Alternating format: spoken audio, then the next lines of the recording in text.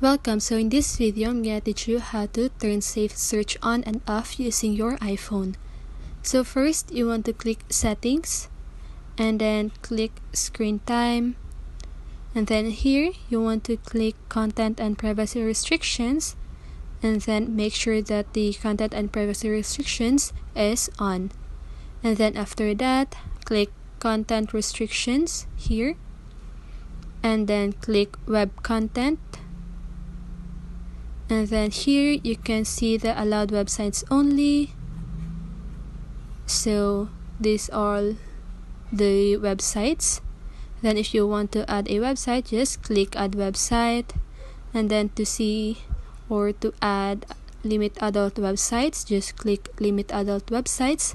Then if you want to add a website on always allow, just click this add website. Then you want to put the URL of that website here on the text box. And then if you want to add a website here on never allow, just click add website. Then again, just paste that URL here, and then that's it. I hope this video helps, and if it did, make sure to like, subscribe, and hit the bell notification so you won't miss a video. See you on the next one, and have a great day.